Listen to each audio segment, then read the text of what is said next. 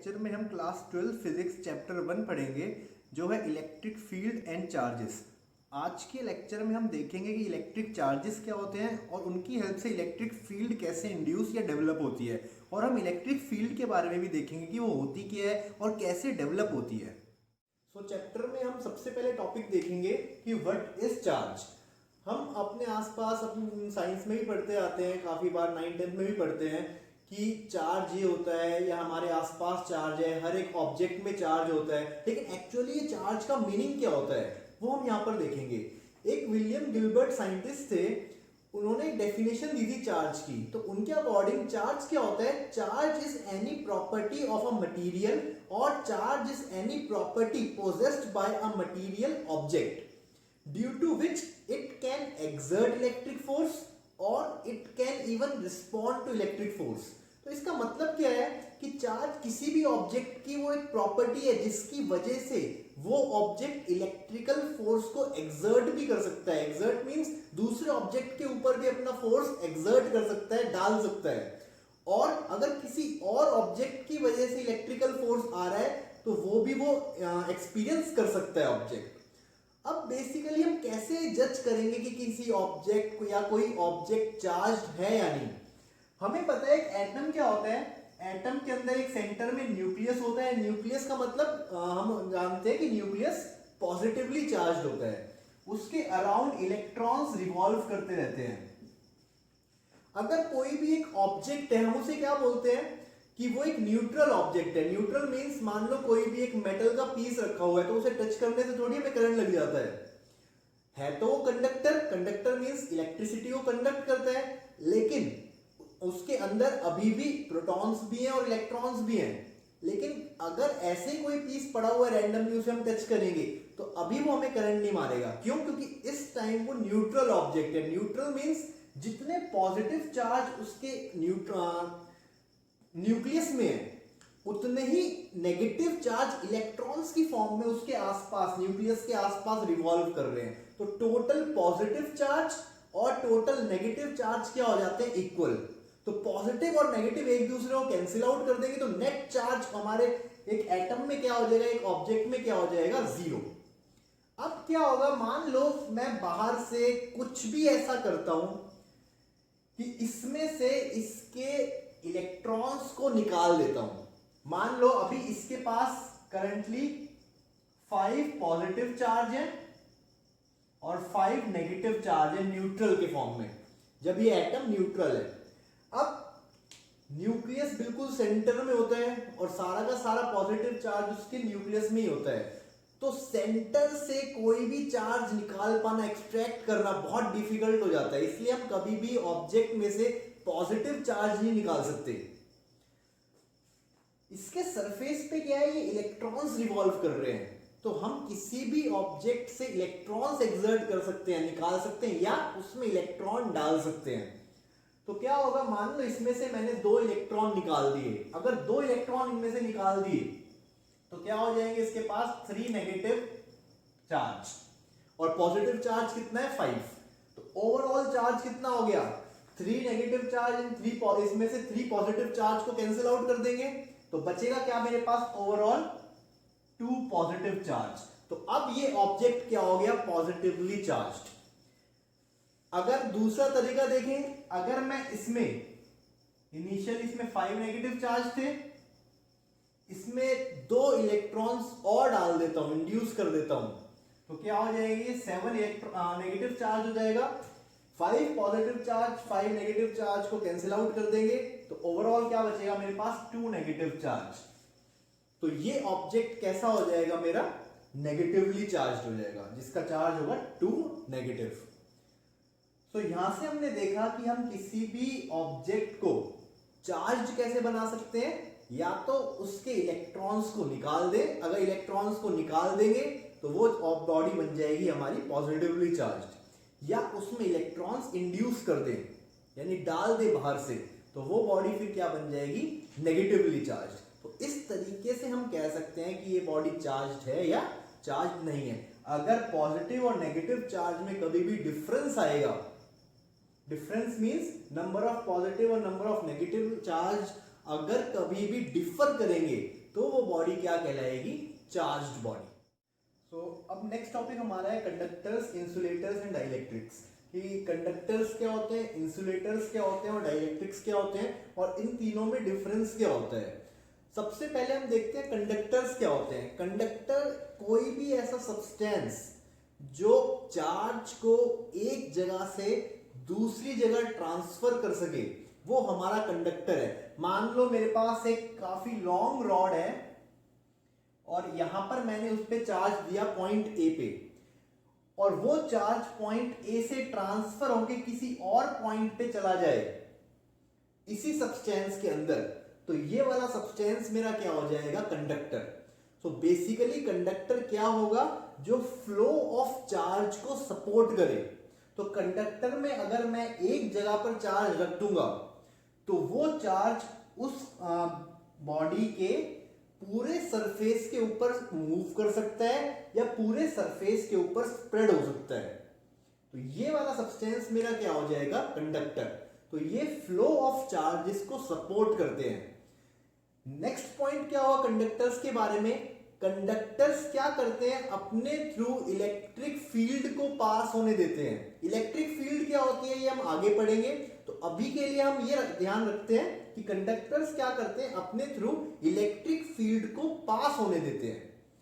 अब आते हैं हम इंसुलेटर्स के ऊपर। कंडक्टर्स के बिल्कुल अपोजिट क्या होते हैं? इंसुलेटर्स। तो कोई भी एक ऐसा सब्सटेंस जो अपने थ्रू इलेक्ट्रिक चार्ज के फ्लो को होने ही ना दे, तो वो क्या कहलाएगा? हमारा इंसुलेटर।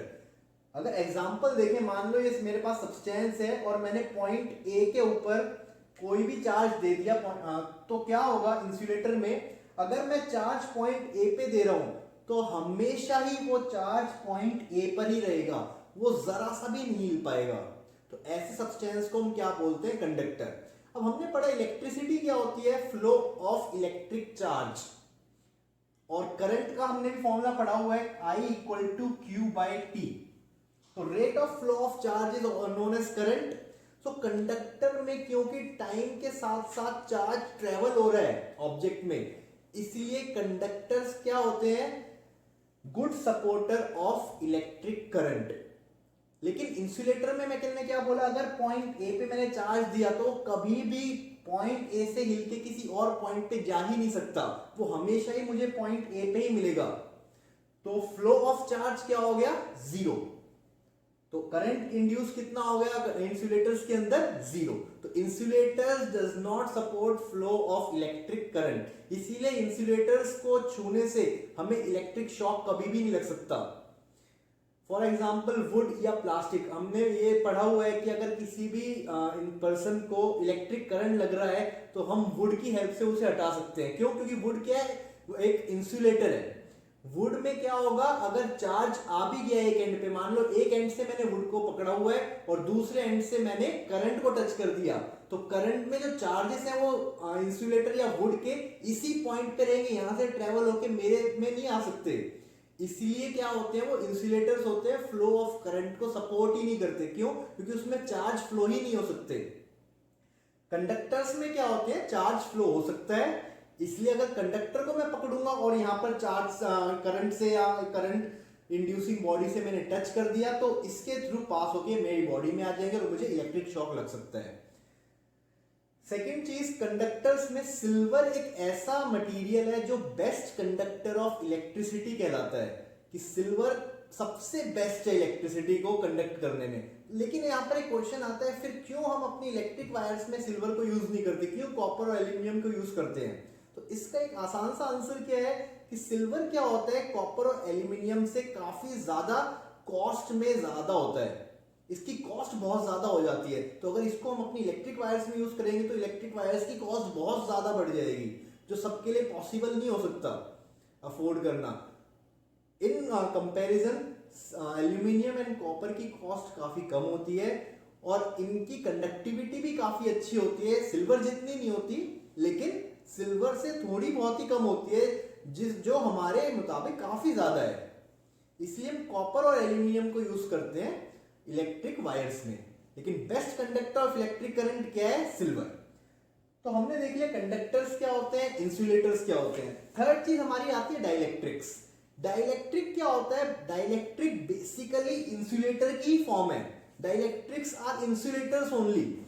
डिफरेंस क्या हो जाता है डाइलेक्ट्रिक और इंसुलेटर में? डाइलेक्ट्रिक सपोर्ट कर जाते हैं इलेक्ट्रिक फील्ड के फ्लो को। इंसुलेटर्स में हमने देखा था अगर एक चार्ज एक जगह है वो ट्रेवल कर ही नहीं सकता इंसुलेटर में। अगर चार्ज ट्रेवल नहीं कर सकता तो इलेक्ट्रिक फील्ड को ही सपोर्ट नहीं करेगा, इलेक्ट्रिक करंट को ही सपोर्ट नहीं करेगा। लेकिन डाइलेक्ट्रिक्स और इंसुलेटर्स में माइनर डिफरेंस यही होता है कि डाइलेक्ट्रिक्स क्या करते हैं? इलेक्ट्रिक फील्ड के फ्लो को सपोर्ट कर जाते हैं विदाउट कंडक्टिंग चार्जेस। ये बहुत ज्यादा इंपॉर्टेंट है कि डाइलेक्ट्रिक भी चार्ज को कंडक्ट नहीं होने देते अपने थ्रू, जैसे कि इंसुलेटर्स नहीं होने देते। कंडक्टर्स सिर्फ ऐसे हैं जो अपने थ्रू चार्ज को मूवमेंट को सपोर्ट करते हैं या चार्ज को कंडक्ट होने देंगे। इंसुलेटर में चार्ज अगर एक जगह है तो वो वहीं पर ही रहेगा। डाइलेक्ट्रिक्स में भी अगर चार्ज एक जगह है तो वो वहीं पर ही रहेगा, चार्ज मूव नहीं कर सकता। लेकिन डाइलेक्ट्रिक्स में जो चार्जेस है वो इलेक्ट्रिक फील्ड को सपोर्ट कर जाते हैं, इलेक्ट्रिक फील्ड को पास करने देते हैं। इसी यही माइनर डिफरेंस है डाइलेक्ट्रिक और इंसुलेटर्स में। इसीलिए हम डाइलेक्ट्रिक को वीक इंसुलेटर्स भी कहते हैं कि 100% इंसुलेटर नहीं है। ऐसा नहीं है कि डाइलेक्ट्रिक अगर हमने पकड़ लिया और करंट को टच किया तो हमारे थ्रू शॉक नहीं लग सकता, डाइलेक्ट्रिक्स में लग सकता है। इसलिए डाइलेक्ट्रिक्स आर वीक इंसुलेटर्स। तो ये डिफरेंस है हमारा कंडक्टर्स, इंसुलेटर्स और डाइलेक्ट्रिक्स में। तो अब हमारा नेक्स्ट टॉपिक है gold leaf electroscope. Basically gold leaf electroscope एक ऐसा डिवाइस होता है जिसकी हेल्प से हम किसी भी एक बॉडी में डिटेक्ट कर सकते हैं कि वो चार्ज है या नहीं। सपोज हमारे पास एक बॉडी है जिसका हमें नहीं पता वो चार्ज है या नहीं, तो हम क्या करेंगे? सबसे पहले उस बॉडी को इस गोल्ड लीफ इलेक्ट्रोस्कोप के टॉप से टच कर देंगे। यहां पर टच करने से क्या होगा कि इसके जो चार्जेस हैं वो फ्लो होने लग जाएंगे इस बॉडी में। और इसमें जो आर है ये क्या है? हमारी मेटल रॉड, और मेटल हमें पता है कंडक्टर होता है, तो इसके जो चार्जेस हैं वो फ्लो हो जाएंगे इस रॉड के थ्रू। और फ्लो होते होते क्या हो जाएगा? वो इन दोनों लीव्स में स्प्रेड हो जाएंगे। तो अब क्योंकि दोनों में सपोज किया हमने कि ये बॉडी पॉजिटिवली चार्ज्ड है तो हमने पॉजिटिव फ्लो दिखाया है यहाँ पर। तो अब क्योंकि दोनों ही गोल्ड लीव्स में क्या है? चार्जेस सेम है, और हमें पता है कि लाइक चार्जेस ऑलवेज रिपेल। तो क्या होगी? ये गोल्ड लीव्स क्या होंगी? एक दूसरे से रिपेल हो जाएंगी और एक दूसरे से वाइड हो जाएंगी थोड़ी। ये वाली लीव थोड़ी इधर की तरफ आ जाएगी, ये वाली लीव थोड़ी इधर की तरफ। तो इससे मुझे पता चल जाएगा कि ये बॉडी चार्ज्ड है। सपोज करो अगर ये बॉडी न्यूट्रल होती, अगर न्यूट्रल होती तो कोई चार्ज का फ्लो नहीं होता। चार्ज का फ्लो नहीं होता तो यहां पर भी लीव्स में कोई चार्ज नहीं आता और ये डाइवर्ज नहीं होती एक दूसरे से। अब गोल्ड लीव्स को क्यों यूज करते हैं? क्योंकि यहां पर हम बिल्कुल ही thin, extremely thin gold leaves use करते हैं, thin sheets of gold use करते हैं। क्यों? क्योंकि वो फ्लेक्सिबल होती हैं। फ्लेक्सिबल से क्या फायदा होगा? जैसे ही यहां पर लाइक चार्जेस आएंगे, सेम चार्जेस आएंगे, तो वो आराम से एक दूसरे से डाइवर्ज हो सकती हैं। तो हल्के से इलेक्ट्रिक फोर्स से भी ये डाइवर्ज, और गोल्ड लीव्स का ये प्रॉपर्टी होती है गोल्ड की कि वो हल्के से इलेक्ट्रिक फोर्स को भी एक्सपीरियंस कर सकती है और उसको रिस्पॉन्ड कर सकती है। सेम हम एल्यूमिनियम फॉइल से भी यूज कर सकते हैं, लेकिन बेस्ट यूज करना होता है हमारा गोल्ड। अगर हमें थोड़ा सा हमारे पास है कि हाँ अगर हमारा डिवाइस बिल्कुल परफेक्ट ना होके थोड़ा बहुत कम ज्यादा चलेगा तो हम इसके बदले एल्यूमिनियम फॉइल्स को भी यूज कर सकते हैं। हमारी कंस्ट्रक्शन में क्या क्या यूज होता है इसमें गोल्ड लीफ इलेक्ट्रोस्कोप में?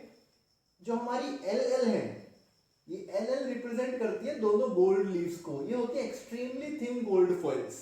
और क्यों गोल्ड फॉइल्स और एक्सट्रीमली थिन यूज करते हैं? ताकि वो फ्लेक्सिबल बन जाए। और गोल्ड क्या करता है?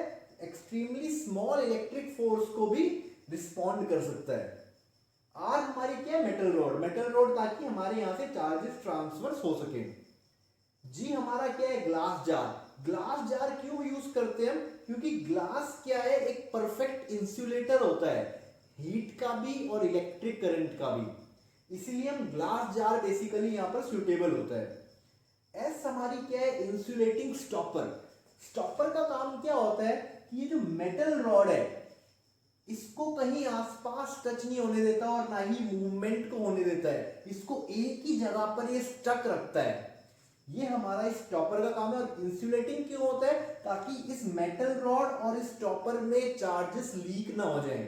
क्योंकि अगर मान लो ये स्टॉपर कंडक्टिंग होगा तो ये जो चार्ज हो रहा है, कुछ अमाउंट ऑफ चार्ज यहाँ पर लीक कर जाएगा और सारा का सारा चार्ज इन गोल्ड लीव्स में नहीं आ सकता। तो हमने देखा अगर कोई भी बॉडी चार्ज है तो चार्ज यहाँ पर, और इससे हम अगर टच करेंगे गोल्ड लीफ इलेक्ट्रोस्कोप के टॉप पार्ट से तो यहाँ से चार्जेस ट्रेवल होंगे और दोनों लीव्स में सेम चार्जेस आ जाएंगे, जिसकी वजह से वो डाइवर्ज कर जाएंगी। उससे मुझे पता चल जाएगा हाँ ये बॉडी चार्ज्ड है। नेक्स्ट थिंग, जितना ज्यादा अमाउंट ये गोल्ड लीव्स डाइवर्ज करेंगी उससे हम कैलकुलेट कर सकते हैं कि इस बॉडी में कितना अमाउंट ऑफ चार्ज है। हमारे स्कोप में वो कैलकुलेशन नहीं है अभी 12th के पार्ट में। हमारे स्कोप में सिर्फ इतना ही है कि गोल्ड लीफ इलेक्ट्रोस्कोप क्या हेल्प करता है, detection of charge in any body. और अगर मैं न्यूट्रल बॉडी को यहाँ पर टच करूंगा तो कोई चार्ज का फ्लो नहीं होगा, यहाँ पर लीव्स में कोई चार्ज नहीं आएगा, तो ये जैसी थी वैसी ही रहेंगी, कोई डाइवर्जेंस नहीं होगा इन लीव्स में। तो ये हमारा है गोल्ड लीफ इलेक्ट्रोस्कोप। टॉपिक हमारा है quantization of charge. Quantization of charge का मतलब क्या होता है? अगर हमारे इस यूनिवर्स में कोई भी वैल्यू का चार्ज दिया हुआ है, तो हमने देखा था स्टार्टिंग में कि चार्ज कैसे डेवलप होता है किसी भी बॉडी में, या तो इलेक्ट्रॉन उस बॉडी से चला जाए या उस बॉडी में इलेक्ट्रॉन आ जाए। अगर एक इलेक्ट्रॉन आ रहा है यानी उसमें एक चार्ज आ गया, दो इलेक्ट्रॉन आ रहे हैं यानी दो चार्ज आ गए, दो नेगेटिव चार्ज आ गए। अगर एक इलेक्ट्रॉन जा रहा है यानी एक पॉजिटिव चार्ज आ गया, दो इलेक्ट्रॉन जा रहे हैं तो दो पॉजिटिव चार्ज आ गए। तो इसी तरीके से हमारी बॉडी में चार्ज डेवलप होता है। तो अगर ये चार्ज इलेक्ट्रॉन के आने जाने की वजह से हो रहा है, तो अब ऐसा तो नहीं हो सकता कि आधा इलेक्ट्रॉन आ रहा हो या आधे से भी आधा इलेक्ट्रॉन आ रहा हो या इलेक्ट्रॉन का कुछ पार्ट आ रहा हो या जा रहा हो। इलेक्ट्रॉन आएगा या जाएगा तो पूरा ही आएगा जाएगा, वरना नहीं आएगा जाएगा। एक इलेक्ट्रॉन का चार्ज कितना होता है? 1.6 इंटू 10⁻⁻19 कूलम। अगर एक इलेक्ट्रॉन आ रहा है तो इतना चार्ज आया, दो इलेक्ट्रॉन आए तो यानी दिस इंटू 2 आए, तीन इलेक्ट्रॉन आए दिस इंटू 3 आए। ऐसा नहीं हो सकता कि 2.5 इलेक्ट्रॉन आ रहे हैं, 1.5 इलेक्ट्रॉन आ रहा है। तो इसको ही हम क्वांटाइजेशन ऑफ चार्ज बोलते हैं। क्वांटाइजेशन ऑफ चार्ज का मतलब क्या होता है कि every charge in this universe is always the integral multiple of electronic charge. अगर इसको मैथमेटिकली देखें तो Q इक्वल टू NE, जहां पर n हमारा क्या होगा? एक इंटीग्रल वैल्यू। इंटीजर क्यों? क्योंकि हमें पता है जो इलेक्ट्रॉन्स आ या जा रहे हैं वो क्या जाएंगे? एक इंटीजर वैल्यू में आएंगे, या तो एक आएगा, दो आएगा, तीन आएगा या जाएगा, पॉइंट्स में नहीं आ जा सकते। तो Q इक्वल टू NE हमारा क्या होता है? Quantization of charge.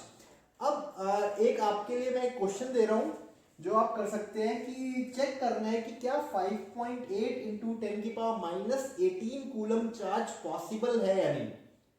तो हमने क्या पढ़ा है क्वांटाइजेशन में कि वही चार्ज पॉसिबल है जो इलेक्ट्रॉनिक चार्ज का इंटीग्रल मल्टीपल होगा। तो यहां पर जो हमें चार्ज है उसको हम क्या रखेंगे? कैपिटल Q, जो गिवन चार्ज होगा।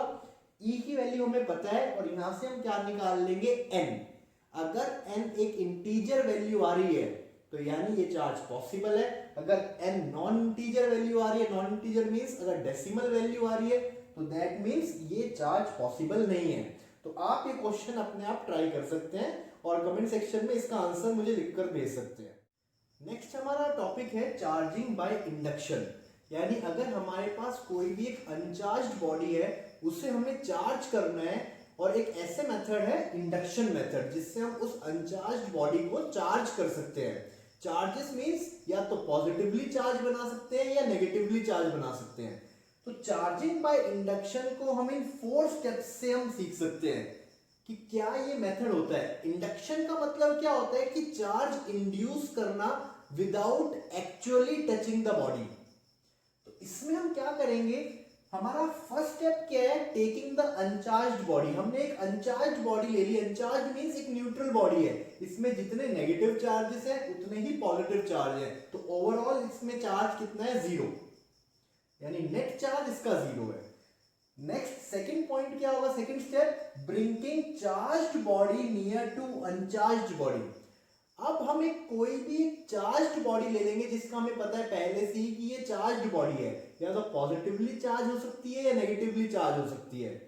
सपोज मैंने ग्लास रॉड ले ली जो पॉजिटिवली चार्ज्ड है पहले से, तो ये मेरी होगी चार्ज्ड बॉडी।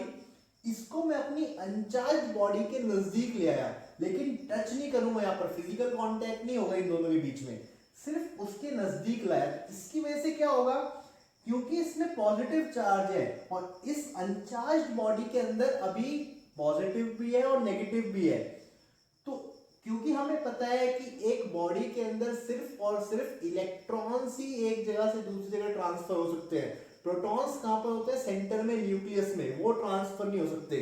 तो क्या होगा, सारे के सारे इलेक्ट्रॉन्स, मेजॉरिटी ऑफ इलेक्ट्रॉन्स क्या हो जाएंगे, इस पॉजिटिव चार्ज की साइड अट्रैक्ट हो जाएंगे, क्योंकि हमें पता है अपोजिट चार्जेस हमेशा अट्रैक्ट होते हैं।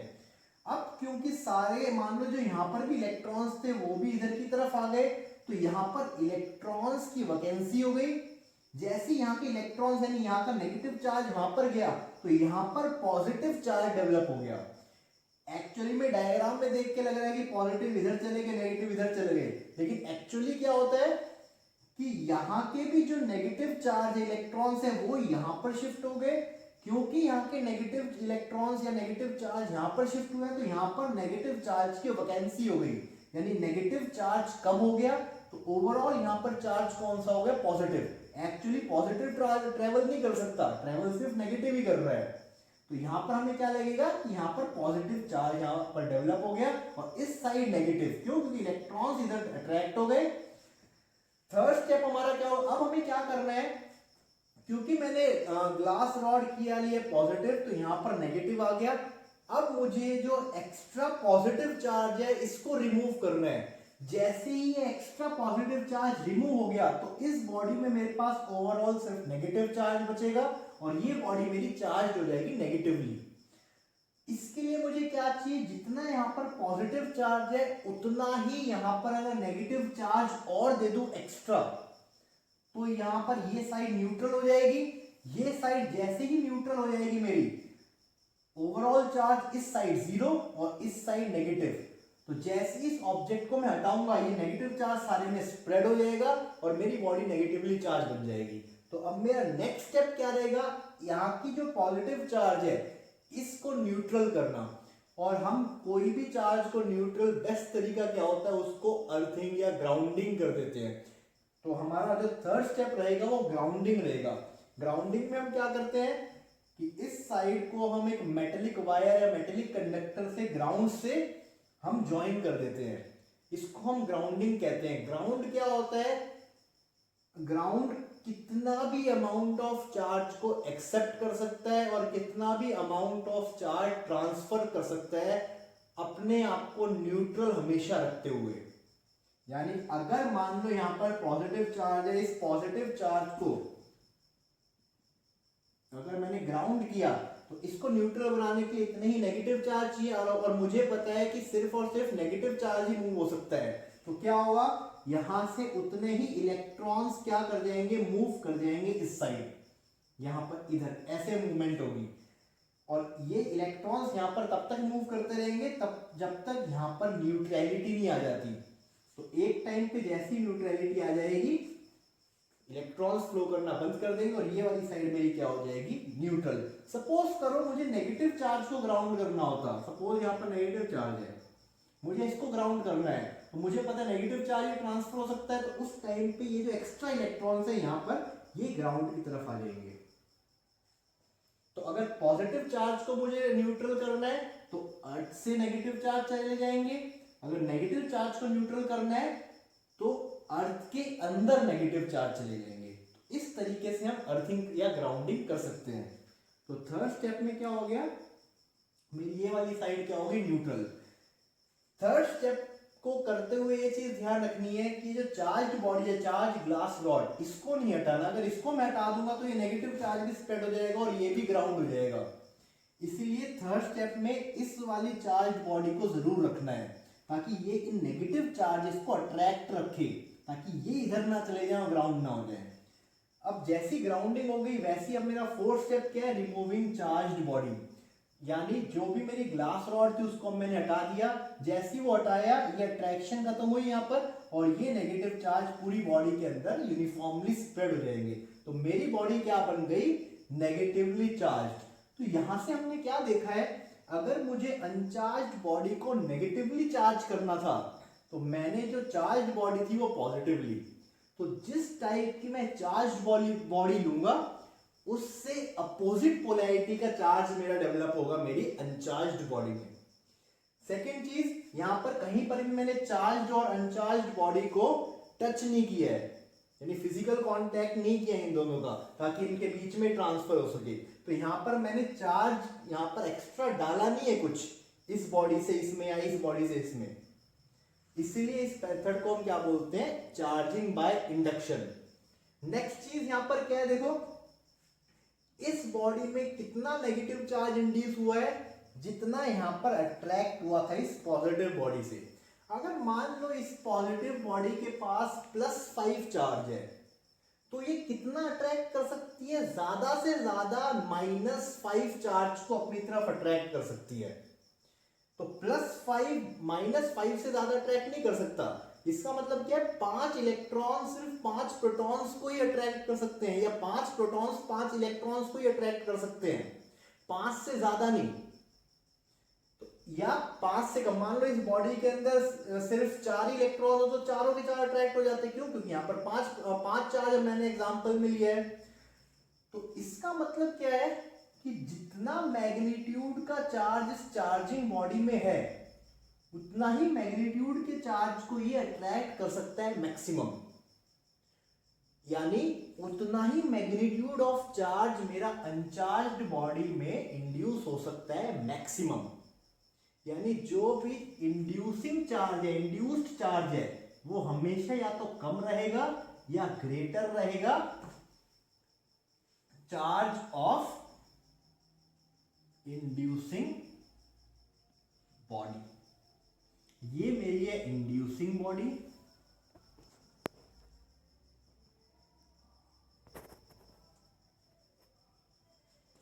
और ये है इंड्यूस्ड बॉडी।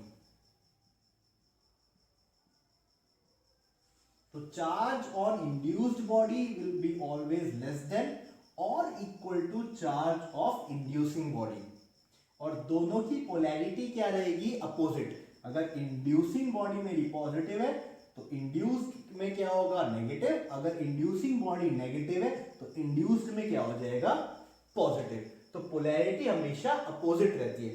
अब पेपर में हमारा एक और क्वेश्चन आ सकता है कि अगर मेरे पास 2 अनचार्ज्ड बॉडी है तो उन्हें कैसे मैं चार्ज करूंगा। तो उनमें उनको चार्ज करने का सिंपल यही 4 मेथड रहेंगे, बस डायग्राम में चेंज आ जाएगा। डायग्राम में चेंज क्या आएगा, यहां पर जो मैंने एक अनचार्ज बॉडी ली है, यहां पर ही मैं दूसरी अनचार्ज बॉडी ले लूंगा, जो इन दोनों को मैं कांटेक्ट में रख दूंगा। अभी भी ये चार्जिंग बाय इंडक्शन ही रहेगा। क्यों? क्योंकि मैं जो दूसरी बॉडी कांटेक्ट में रखूंगा वो दोनों अनचार्ज है, लेकिन जो चार्ज बॉडी है वो कांटेक्ट में नहीं आएगी, इसीलिए इंडक्शन ही रहेगा कि चार्ज बॉडी जिससे मैं चार्ज इंड्यूस कर रहा हूं, इंड्यूसिंग बॉडी, उसको मैं किसी भी बॉडी से कांटेक्ट में नहीं रखूंगा। तो अब क्या होगा, देखो यहां पर इस बॉडी में इधर की तरफ नेगेटिव चार्ज हो गए और इधर की तरफ पॉजिटिव चार्ज हो गए। अब मुझे यहाँ पर इन्हें ग्राउंड करने की जरूरत नहीं है, क्योंकि अगर मैं ग्राउंड करूंगा तो इसके पॉजिटिव चार्ज खत्म और ये बॉडी दोबारा से न्यूट्रल हो जाएगी। तो अब मुझे क्या करना है, इन दोनों बॉडी में चार्ज इंड्यूस करना था तो वो हो गया, इधर नेगेटिव आ गया इस बॉडी में, इधर पॉजिटिव आ गया। ये अलग अलग क्यों है, इस इंड्यूसिंग बॉडी की वजह से। अब मैं क्या करूंगा, पहले इस इंड्यूसिंग बॉडी को हटा दूं तो ये दोबारा से स्प्रेड हो जाएंगे और दोनों दोबारा से न्यूट्रल हो जाएंगे। दूसरा क्या है, इस इंड्यूसिंग बॉडी को हटाने से पहले अगर मैं इन दोनों बॉडीज को हटा दूं, यानी अगर अब यहां पर मेरा थर्ड स्टेप ग्राउंडिंग नहीं रहेगा इन दो बॉडीज के केस में, मेरा थर्ड स्टेप क्या हो जाएगा, removing contact of both bodies. जैसे ही कॉन्टैक्ट रिमूव कर दूंगा तो इस वाली बॉडी में तो मेरा पॉजिटिव चार्ज आ जाएगा, और इस वाली बॉडी में यहां पर नेगेटिव चार्ज है, और यहां पर अभी इंड्यूसिंग बॉडी है। अब क्या करूंगा लास्ट स्टेप में, रिमूविंग द चार्ज्ड बॉडी। जैसे ही चार्ज बॉडी को अब रिमूव कर दूंगा, मेरा क्या हो जाएगा, एक बॉडी पॉजिटिवली चार्ज हो जाएगी और एक बॉडी नेगेटिवली। तो जब भी दो अनचार्ज्ड बॉडी को मुझे चार्जिंग बाय इंडक्शन करना है, तो इसमें सिर्फ और सिर्फ ये ग्राउंडिंग वाला मेथड चेंज हो जाएगा। ग्राउंडिंग के बदले क्या हो जाएगा, removing contact of both bodies. क्योंकि अगर ग्राउंडिंग कर दूंगा तो ये वाली बॉडी का तो पॉजिटिव खत्म, तो इसमें कौन सा चार्ज डेवलप होगा, कोई भी चार्ज डेवलप नहीं होगा। तो क्या अब ये इस तरीके से तो हमने दोनों बॉडीज में कर दिया अलग अलग पोलैरिटी का चार्ज डेवलप। अगर मुझे दोनों ही बॉडीज में सेम पोलैरिटी का चार्ज डेवलप करना है तो क्या करूंगा, उस केस में मैं ग्राउंडिंग पे आ जाऊंगा। उस केस में क्या होगा,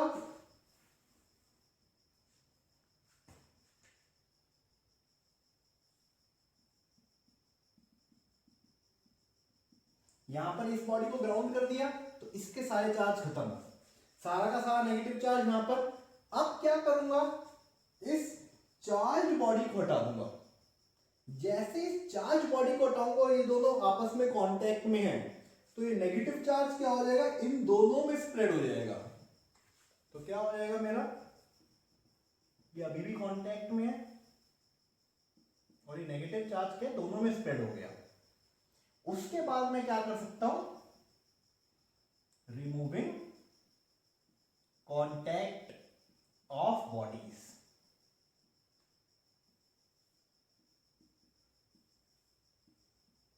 तो ये हो गया नेगेटिव और ये भी हो गया नेगेटिव। तो इस तरीके से हम दो बॉडीज में डिफरेंट पोलैरिटी के चार्जेस भी इंड्यूस कर सकते हैं और सेम पोलैरिटी के भी। डिफरेंट पोलैरिटी के अगर करने हैं तो क्या होगा, ग्राउंडिंग के बदले पहले बॉडी को हटाऊंगा और फिर इंड्यूसिंग बॉडी हटाऊंगा। और अगर सेम पोलैरिटी करनी है तो ग्राउंडिंग करूंगा और फिर इंड्यूसिंग बॉडी को हटाऊंगा और फिर लास्ट में बॉडी को सेपरेट करूंगा। तो ये इस तरीके से हम चार्जिंग बाय इंडक्शन कर सकते हैं, सिंगल बॉडी में, सिंगल अनचार्ज बॉडी में और दो अनचार्ज बॉडी में। दो अनचार्ज बॉडी में भी हम क्या कर सकते हैं, फिर दो अलग अलग चार्जेस, यानी एक में पॉजिटिव एक में नेगेटिव, या दोनों में सेम पोलैरिटी ऑफ चार्ज। तो ये हमारा हो गया चार्जिंग बाय इंडक्शन। अब हमारा नेक्स्ट टॉपिक है Coulomb's law. Coulomb's law basically क्या देता है हमें, कूलम्स लॉ से हम इलेक्ट्रोस्टैटिक फोर्स की डेफिनेशन देख सकते हैं कि अगर दो पॉइंट चार्जेस सेपरेटेड है कोई भी डिस्टेंस से, तो वो एक दूसरे के ऊपर एक फोर्स लगा रहे होते हैं जिसको हम इलेक्ट्रोस्टैटिक फोर्स कहते हैं।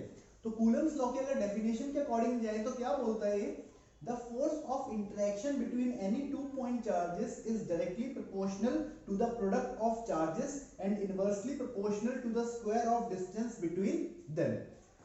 सबसे पहले यहां पर क्या देखना है हमें कि यहां पर इन्होंने पॉइंट चार्जेस वर्ड यूज किया है, सिर्फ चार्जेस वर्ड यूज नहीं किया, यहां पर पॉइंट चार्जेस रेफर किया हुआ है।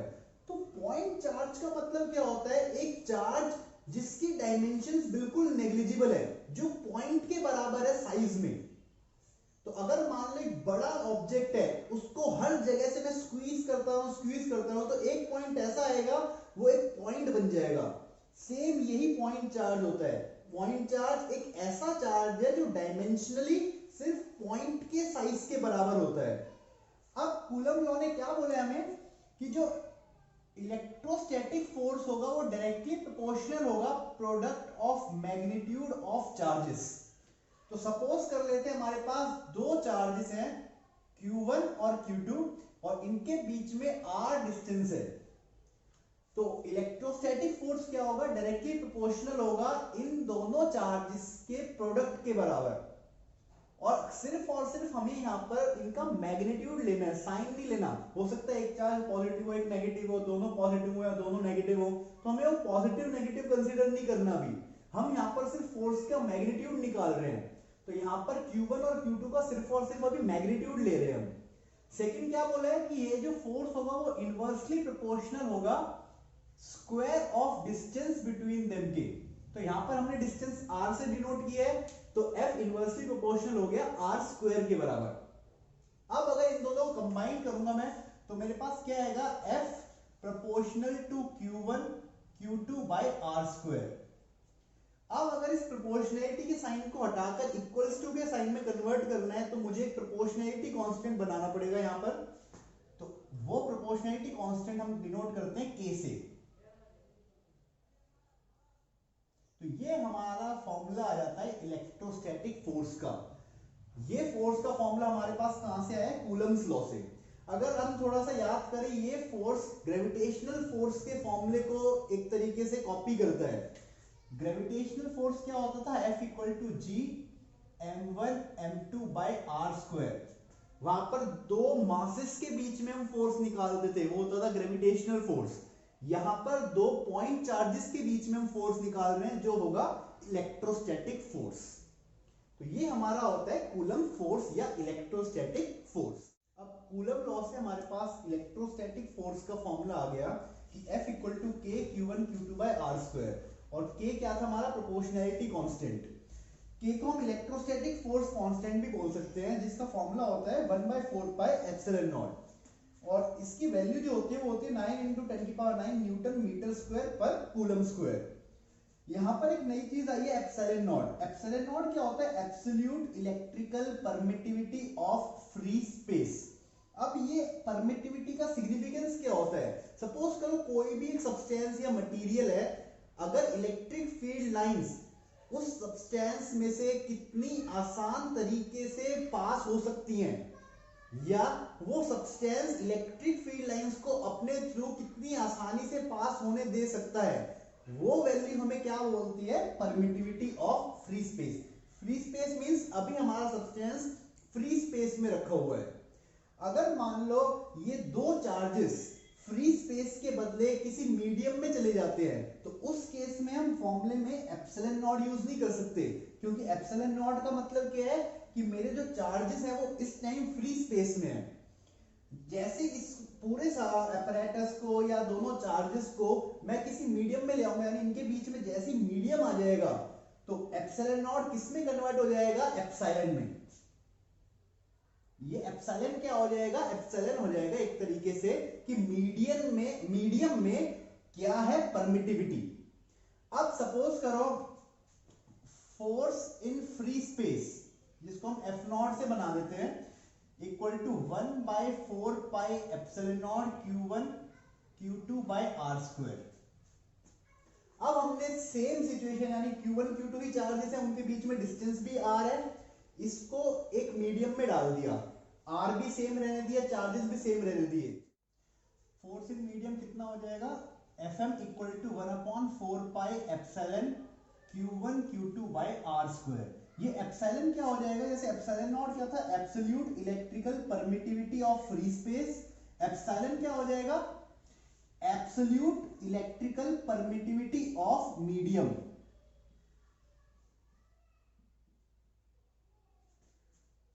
तो एप्सिलॉन नॉट और एप्सिलॉन में यही डिफरेंस है। एप्सिलॉन नॉट परमिटिविटी होता है फ्री स्पेस में, यानी जब चार्जेस फ्री स्पेस में है, और एप्सिलॉन क्या होता है, परमिटिविटी होता है मीडियम में, जब चार्जेस फ्री स्पेस से हटके किसी मीडियम में आ जाए। अब अगर मैं यहां पर F नॉट अपॉन Fm करूं, जैसे इन दोनों को डिवाइड करूंगा तो सब कुछ कट जाएगा, क्योंकि हमने सारे पैरामीटर सेम रखे हुए, 4 पाई भी कट जाएगा, सिर्फ एप्सिलॉन नॉट और एप्सिलॉन बचेगा। तो एप्सिलॉन अपॉन एप्सिलॉन नॉट, ये हमारा होता है एप्सिलॉन R। क्यों, क्योंकि एप्सिलॉन क्या है, permittivity of medium, epsilon naught क्या है, परमिटिविटी ऑफ फ्री स्पेस। तो यहां पर रेशियो निकला है permittivity of medium with respect to permittivity of free space. इसीलिए एप्सिलॉन R को हम क्या बोलते हैं, रिलेटिव इलेक्ट्रिकल परमिटिविटी मीडियम। तो एप्सिलॉन R क्या हो जाएगा हमारा, relative electrical permittivity of medium. Relative क्यों, क्योंकि यहां पर रेशियो निकाल रहे हैं मीडियम की permittivity with respect to free space की परमिटिविटी, इसलिए क्या है, relative electrical permittivity of medium. तो यहां से अगर एप्सिलॉन देखें तो हमारे पास आ जाएगा epsilon not into epsilon R। ये हमारे पास रिलेशन आ जाता है। इसीलिए हम फोर्स इन मीडियम किस तरीके से लिख सकते हैं, equal to 1/4 pi epsilon naught epsilon R into Q1 Q2 by R square. तो ये हमारा क्या हो जाएगा, force in medium. 1/4 pi epsilon naught same वही है 9 × 10⁹ न्यूटन मीटर स्क्वायर पर कूलम स्क्वायर। पेपर में एग्जाम के अगर क्वेश्चन आता है तो उसमें हमें एप्सिलॉन आर की वैल्यू दी होती है। इसको कई बुक्स में रेफर किया जाता है डाइलेक्ट्रिक कांस्टेंट की टर्म से भी। अब हमारा नेक्स्ट टॉपिक है Coulomb's law in vector form. अब हम देखेंगे कि जो हमने एक्सप्रेशन पढ़ी है इलेक्ट्रोस्टैटिक फोर्स की, उसको वेक्टर फॉर्म में कैसे रिप्रेजेंट कर सकते हैं। वेक्टर का मतलब क्या होता है कि एक क्वांटिटी का डायरेक्शन भी है और उसका मैग्नीट्यूड भी, यानी मैग्नीट्यूड प्लस डायरेक्शन क्या हो जाएगी, वो वेक्टर क्वांटिटी हो जाएगी। अब क्या होगा यहां पर, इस फोर्स को जो Q1 Q2 चार्जेस हैं और R है, इसको अब हम वेक्टर की फॉर्म में रिप्रेजेंट करेंगे। वेक्टर मींस हमने एक प्लेन बना लिया XY प्लेन, यानी 2D फॉर्म में अब हम इसको रिप्रेजेंट करने की कोशिश करेंगे। तो मैंने क्या किया, XY प्लेन में दो चार्जेस रख दिए Q1 Q2 जिनके बीच में सर्टेन डिस्टेंस है। अब मैं क्या लूंगा, Q1 का डिस्टेंस सपोज कर लेते हैं ओरिजिन से है R1 और Q2 का डिस्टेंस सपोज कर लेते हैं ओरिजिन से है R2।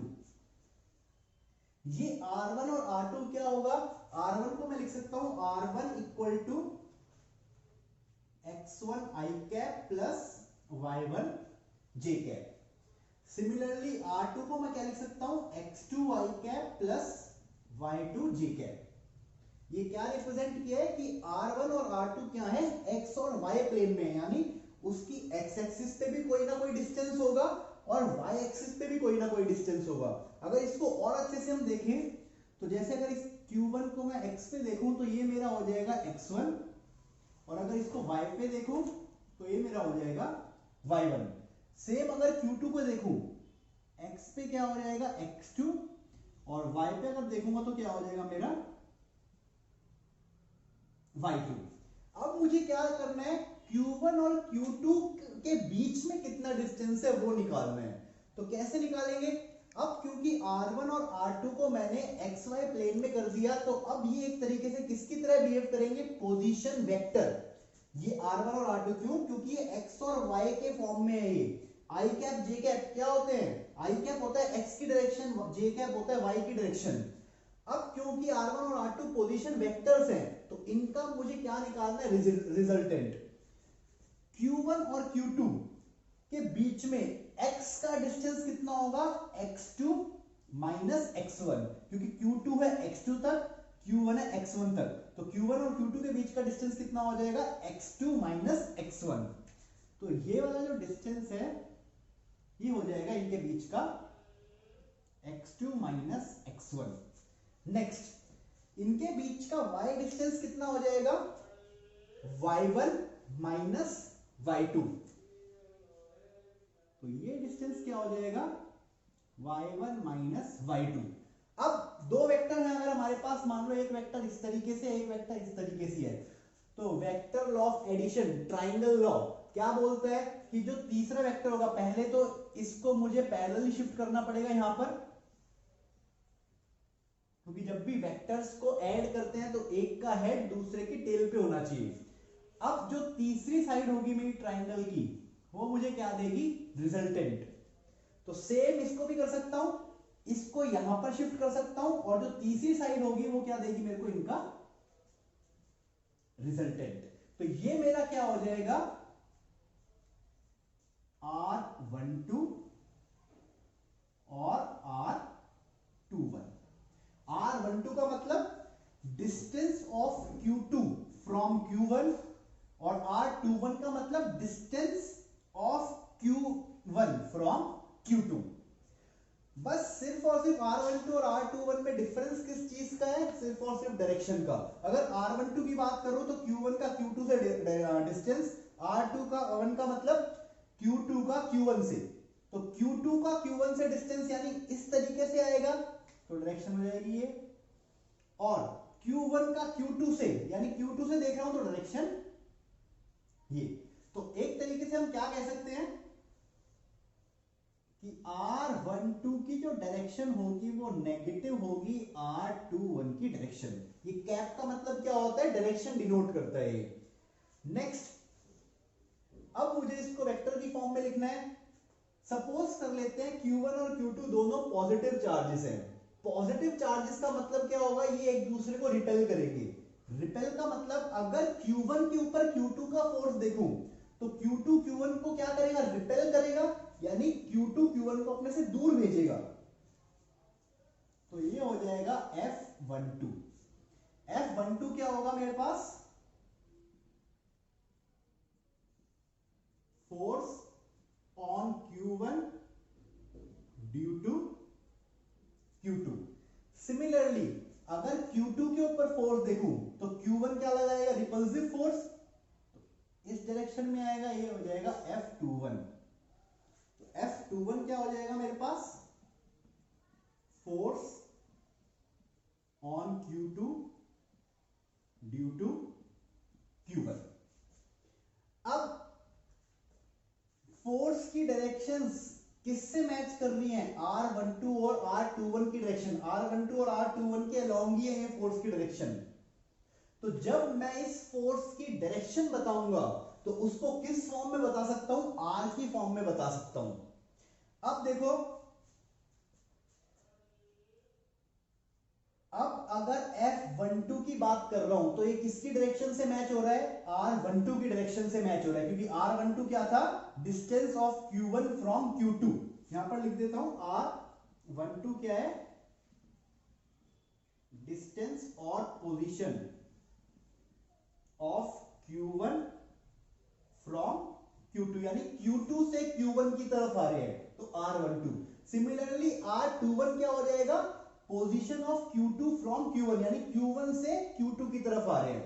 तो F12 की डायरेक्शन किससे मैच कर रही है, R12 से। F21 की डायरेक्शन किससे मैच कर रही है, R21 से। तो अगर अब फोर्स F12 की बात करें हम, तो फोर्स F12 क्या बन जाएगा, अब हम यहां पर वेक्टर की बात करेंगे। F12 vector equal to 1/4 pi epsilon naught Q1 Q2 upon R12 square. क्यों, क्योंकि F12 के केस में क्या कर रहे हैं, Q2 की वजह से Q1, तो Q1 का डिस्टेंस Q2 से कितना होगा, R12, और डायरेक्शन कौन बताएगा, R12 ही बताएगा, R12 का कैप। क्यों, क्योंकि F12 किसके डायरेक्शन के अलोंग है, R12 के डायरेक्शन के अलोंग। नाउ F21 की अगर बात करें तो क्या हो जाएगा, 1/4 pi epsilon naught Q1 Q2 upon R21 square into R21 का कैप। अब हमने देखा है R12 और R21 डायरेक्शन में किस चीज का डिफरेंस है, नेगेटिव का। तो इसको मैं क्या लिख सकता हूं, F21 vector equal to 1/4 pi epsilon naught Q1 Q2 upon R21 का स्क्वायर इंटू माइनस R12 का कैप। अब R12 भी इतना ही है अगर सिर्फ मैग्नीट्यूड की बात करूं, और R21 भी इतना ही है, सिर्फ डायरेक्शन का फर्क है। तो यहां पर ये सिर्फ क्या है, मैग्नीट्यूड, डायरेक्शन ये बता रहा है। तो R12 इक्वल टू R21, ये मैग्नीट्यूड है और ये डायरेक्शन, डायरेक्शन अपोजिट है, मैग्नीट्यूड की वैल्यू सेम है। तो R21 को R12 भी लिख सकता हूं। तो ये क्या हो जाएगा,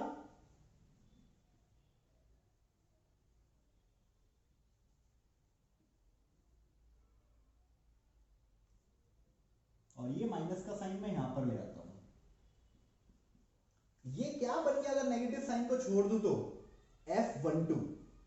तो यहां से मेरे पास एक रिजल्ट क्या आ गया, F21 vector equal to minus F12 vector. तो दोनों फोर्स का भी रिलेशन किस तरीके से होता है, सिर्फ और सिर्फ नेगेटिव। नेगेटिव किस वजह से आ रहा है, सिर्फ और सिर्फ डायरेक्शन की वजह से, क्योंकि डायरेक्शन सिर्फ अपोजिट है, बाकी फोर्स का मैग्नीट्यूड सेम रहेगा। यानी जितना फोर्स Q1 के ऊपर Q2 लगा रहा होगा और जितना फोर्स Q2 के ऊपर Q1 लगा रहा होगा, दोनों का मैग्नीट्यूड क्या रहेगा, सेम, सिर्फ डायरेक्शन क्या रहेगी, अपोजिट। अब हमारा नेक्स्ट टॉपिक है सुपरपोजिशन प्रिंसिपल। सुपरपोजिशन प्रिंसिपल अगर बाय डेफिनेशन जाए तो क्या कहता है, force on any charge due to a number of other charges at rest is the vector sum of all forces on that charge taken one at time. The forces due to individual charges are unaffected due to presence of other charges. तो इसका मतलब क्या हुआ, suppose करो हमारे पास n number of charges हैं और उनमें से किसी एक चार्ज के ऊपर मुझे टोटल फोर्स निकालना है कि बाकी के जो रेस्ट ऑफ द चार्जेस हैं उनकी वजह से उस एक चार्ज के ऊपर टोटल फोर्स कितना होगा। तो वो हम कैसे निकालते हैं, सुपर पोजिशन प्रिंसिपल की हेल्प से। सुपर पोजिशन प्रिंसिपल हमें क्या बोलता है कि एक टाइम पे एक चार्ज को अगर ले हम तो उनके बीच में जो फोर्स होगा, यानी सपोज करो मेरे पास चार्जेस हैं Q1, Q2, Q3, Q4। अभी के लिए हम 4 चार्जेस ले लेते हैं और एक चार्ज है Q0 जिसके ऊपर मुझे इन चारों चार्जेस की वजह से नेट फोर्स निकालना है। तो क्या करेंगे, सुपरपोजिशन क्या बोलता है कि अगर इस चार्ज के ऊपर इन 4 चार्जेस की वजह से फोर्स निकालना है तो हम क्या करेंगे, एक एक करके हर चार्ज का फोर्स निकालेंगे Q0 के ऊपर और उसके बाद उनको वेक्टर सम कर देंगे, यानी फोर्स इन वेक्टर फॉर्म निकालेंगे और फिर उनको सिंपली ऐड कर देंगे वेक्टर में। तो क्या होगा, सपोज कर लेते हैं दोनों सेम पोलैरिटी के हैं तो क्या होगा, Q1 और Q0, Q1 Q0 के ऊपर क्या करेगा, एक फोर्स लगाएगा रिपल्सिव इधर, तो F01, यानी force on charge 0 due to charge 1। इनके बीच में डिस्टेंस कितना होगा, क्योंकि Q1 की वजह से Q0 पे निकाल रहा हूं तो डिस्टेंस क्या होगा, 1 to 0, तो R10। सिमिलरली Q2 Q0 के ऊपर कोई फोर्स लगाएगा, वो हो जाएगा F02 और डिस्टेंस कितना हो जाएगा, R20, यानी distance from charge to charge 0। Similarly for Q3 F03 and distance will be R30, and for Q4 F04 and distance will be R40। तो अब क्या करेंगे हम, इसके बाद इन सारी फोर्सेस को वेक्टर में ऐड कर देंगे। तो F नेट ऑन Q0 कितना हो जाएगा, F01 vector plus F02 vector plus F03 vector and plus F04 vector. अब वेक्टर फॉर्म में हमने लिखना सीख लिया है फोर्स को। F01 वेक्टर को हम कैसे लिख सकते हैं, 1/4πε0 Q0 Q1 अपॉन R10 का स्क्वायर, ये हो गया मैग्नीट्यूड और इसकी डायरेक्शन किसके अलोंग है, R10 के ही अलोंग है, तो R10 cap plus similarly F02 1/4πε0 Q0 Q2 upon R20 का square and R20 cap. Similarly for F03 1/4πε0 Q0 Q3 upon R30 का square and R30 cap। And similarly for F04 1/4πε0 Q0 Q4 by R40 का square into R40 cap। Similarly अगर 5 तक होता तो similar equation 5 के लिए बन जाती, सेम हम n चार्जेस तक के लिए कर सकते हैं। अब अगर n चार्जेस के लिए करें up to n charges, so F net का फॉर्मूला क्या बन जाएगा, summation I tends to 1 to n 1/4πε0 Q0 Qi by R I0 square and R I not cap. तो हमने देखा इसमें वेरिएबल क्या हो रहा है, सिर्फ और सिर्फ R10 सेकंड के लिए R20 थर्ड के लिए R30 फोर्थ के लिए R40 n के लिए Rn0 and same goes for this charge Q1 Q2 Q3। तो हमने इसी में ही I लिख दिया इसको, क्योंकि फर्स्ट के लिए यहां पर 1 है, सेकंड के लिए 2 है। तो समेशन का मतलब क्या होता है कि हर इंडिविजुअल को अगर I को 1 रखूंगा, फिर I को 2 रखूंगा बीच में प्लस, फिर I को 3 रखूंगा बीच में प्लस, फिर I को 4 रखूंगा बीच में प्लस, अप टू n तक। तो ये हमारा क्या होता है, सुपरपोजिशन प्रिंसिपल, जिसमें हम एक चार्ज के ऊपर n चार्जेस की हेल्प से टोटल फोर्स निकाल सकते हैं, उनके इंडिविजुअल फोर्सेस का वेक्टर सम कर कर। आज के लेक्चर में हमने electric field and charges chapter 1 का कुछ पोर्शन कवर किया है। आगे का पोर्शन हम नेक्स्ट वीडियो में कवर करेंगे। So thanks for watching.